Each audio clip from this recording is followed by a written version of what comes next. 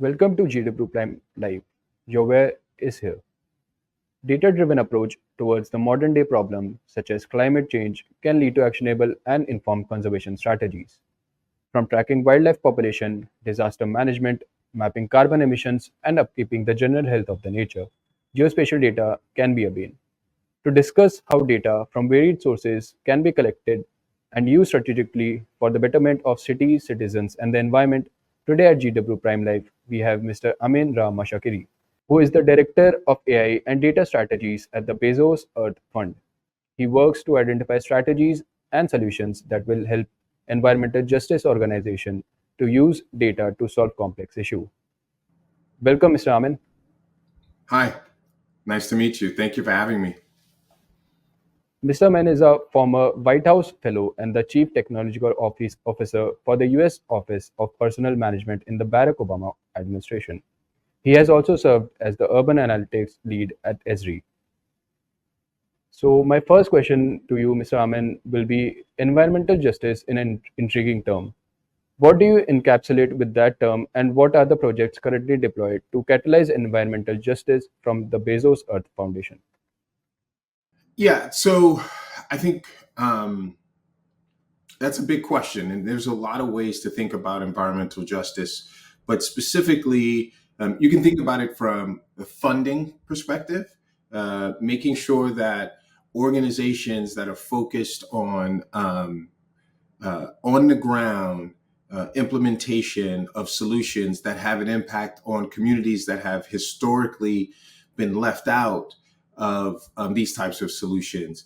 And so you can think about environmental justice from the perspective of funding organizations working with those on the ground organizations. You can think about environmental justice as the action that these types of on the ground frontline organizations take to protect their communities.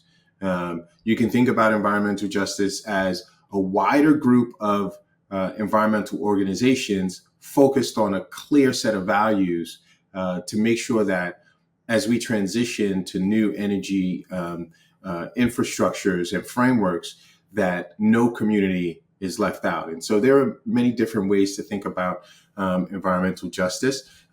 At the Bezos Earth Fund, specifically with respects to my role as the Director of AI and Data Strategies, we've implemented a few things.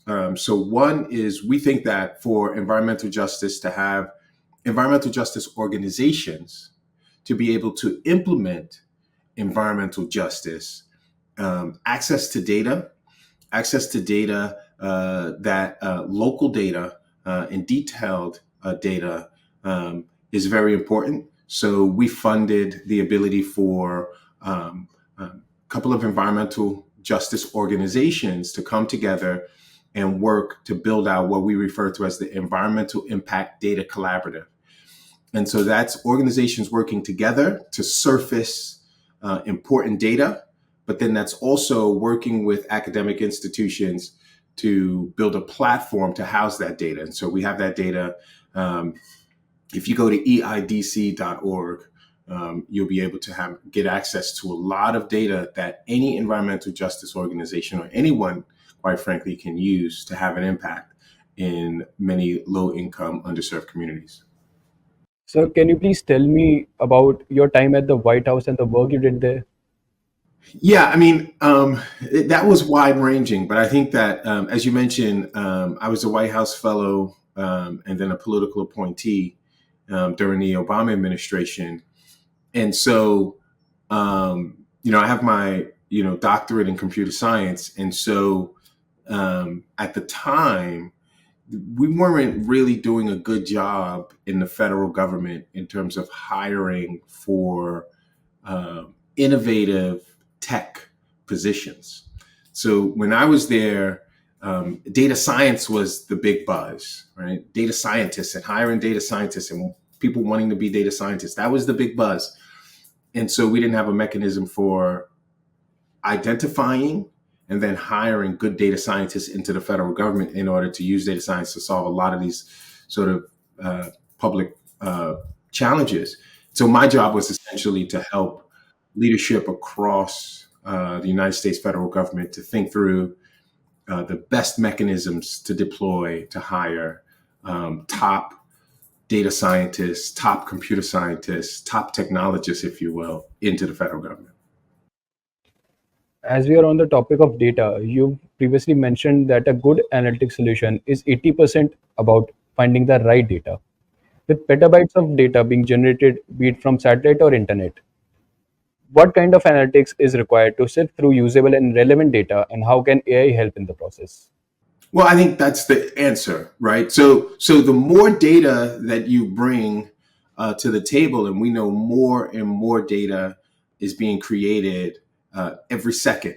But not only the more data, more complex data is being brought to the table. And what we found is that um, if you have, let's just use a nominal number, right? If you have 10 petabytes of data and you do some sort of analytics analysis on that data, you're going to get some insight into what's going on. If we're talking about environmental justice, if you double the amount of data, you actually, quite frankly, don't get double the amount of insight, right? It's laws of diminishing returns at that point. You could triple, quadruple, 10x the amount of data. You're not going to get that much amount more of insight from that data because the analytics itself is limited in what it can find. That's the power of AI. The power of AI, generative AI, or what we refer to at the Bezos Earth Fund as modern AI. The power of modern AI says, as you double the amount of data and we double the amount of accelerated compute, the amount of compute power, we can double, grow linearly the amount of insights and the capabilities that we're able to glean from this data. And so the more data, to answer your question directly, the more data we have access to by using AI to to analyze and understand and train on and then make inference on that data, um, we'll be able to find linear levels of insight into that data. And since we're on the topic of data, in the era of geofencing, where everything is being driven by personalized data, how can we apply principles to this data that are both robust and ethical, especially now with generative AI in the picture?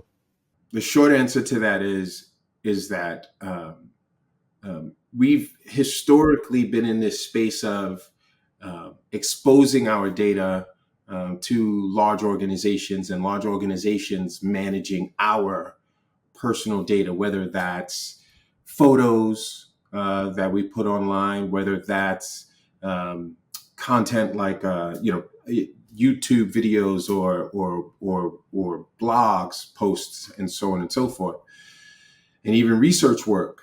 Organizations themselves function as these data repositories that store our data and then use it however they want.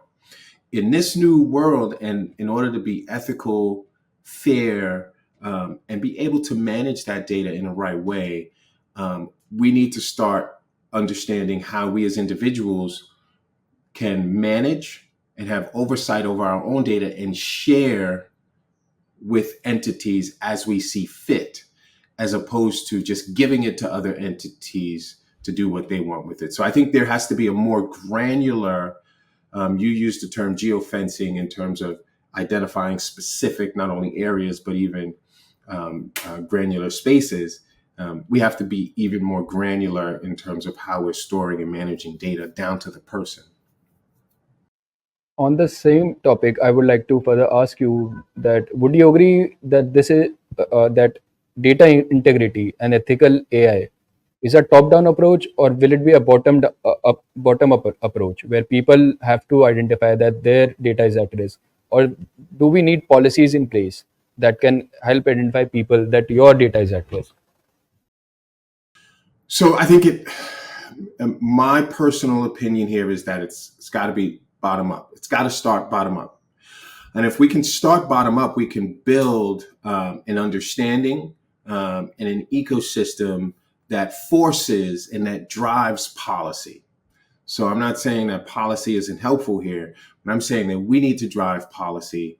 And then once we drive policy, then that bottom up approach where the ecosystem is built, the organizations, the individuals are driving this, then we can have an impact on the solutions that would exist within these organizations, which would ultimately be the top down.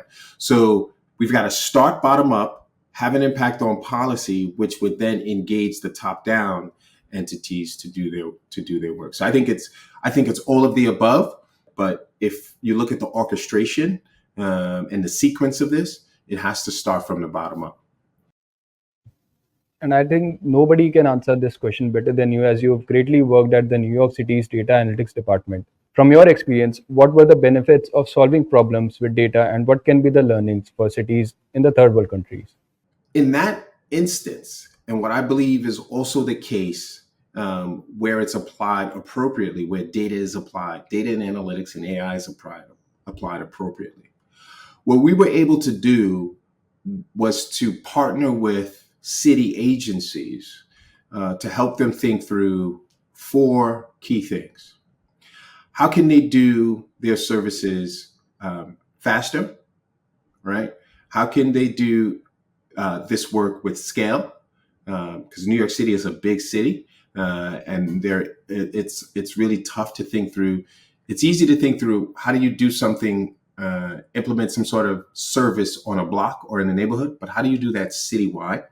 So speed, scale, and then we had to work with them to be more accurate and precise in their work, right? And because that's important in terms of providing services for residents.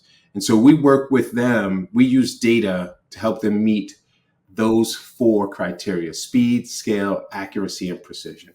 And I think data and analysis and AI, that's the key role of these capabilities. Coming back to the topic of sustainability, now we are seeing urban heat island effect, a very common and reigniting issue that has been plaguing major cities worldwide and has been the talk of the town. What role can technology and data play in safeguarding our cities against these adverse effects? So I think there's a couple of roles. Let's start with monitoring, right? So we have to know and understand what's happening and where, right? And so accurate data, accurate systems and platforms will allow for us, and an accurate analysis will allow for us to be precise and clear on what's happening where, all right? Then when you move from,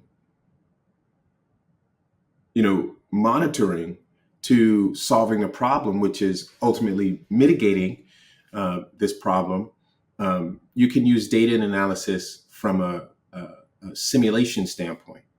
So if you built out, let's say, using a digital twin, using data for a digital twin, or some 3D mapping infrastructure, you can then think through, well, if I placed green infrastructure, trees, parks, any number of architectural structures in these places, what impact will it have on these so-called urban heat islands, right?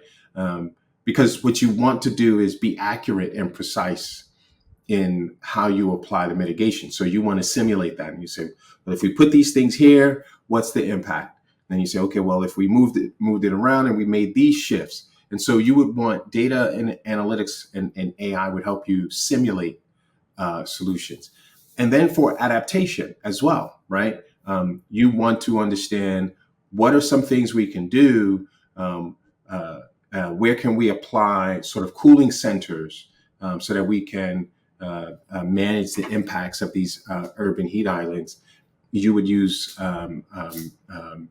geospatial data and location intelligence to help you identify those things. So monitoring, mitigation, and adaptation all have a role in pushing back against these urban heat island effects. But across all three of those, data and analytics will be the driver. Very insightful, Mr. Amin. You've been very vocal about open data and accessible data. You also mentioned in your answer for environmental justice that making data accessible for communities that are not possibly getting the amount of data they require for better environmental practices. So, can you please talk more about the benefits of open data and the role of technology development and the society it provides? Similar to open source, open data does a couple of things. One, it provides a baseline of understanding, right? It's the same thing we tend to say in social settings is that any argument, any debate has to always start with the same set of facts. You can't have two sets of facts and then expect to get to some solution with regards to a debate. And so, what open data essentially says is, as a core baseline for solving any problem, we have to all be working from the same understanding, right? And so open data allows for that shared understanding. But then also, and I think this goes back to the conversation around environmental justice. Part of that conversation, especially on the data and analytics side, is making sure that we have people who are from these communities that are adversely affected by climate and nature change that haven't been engaged historically. That solutions have to come from these communities, right? And not only environmental solutions, but also the tech and AI solutions has to come from these communities that are affected. So, meaning literally the students and the researchers and the schools that exist in these communities have to be stepping up to offer solutions. And the only way you can do that is if you have access to the data that everyone has access to. The top scientists at NASA has access to data that now these high school researchers in this one community has access to. And that's what open data does. It connects those pieces such that you can bring more people to the table to provide solutions. Quoting the Bezos Earth Fund, solving climate change requires more than lowering emissions. Being the director of AI and data strategies, how can data aid towards a holistic climate positive action around the world? Again, I think it's a combination of everything that we've talked about here, that understanding the problem leads to clearer solutions for solving the problem globally. And we know that these actions have to be taken in partnership with many organizations. One country, one organization is not going to solve this global issue. Many countries, all countries, many organizations are going to have to solve this. And so, understanding, having a clear and consistent understanding of what is happening, and then being able to partner on how to solve that is important. And so, shared technology and understanding is key here. And lastly, what is the roadmap ahead for the Bezos Earth Fund? Well, so I can tell you, I can speak intelligently around the roadmap for the AI program at the Bezos Earth Fund, and we just launched our $100 million grand challenge for climate and nature, AI for climate and nature. And so we're looking to work with and engage organizations globally who are thinking through how to use AI to solve climate and nature. And really, where our key focus is on bringing together climate and nature organizations with AI organizations to solve these problems in this decisive decade. Thank you so much, Mr. Amin. It was really nice talking to you. Thank you. It was my pleasure. Thank you very much. Thank you. Take care.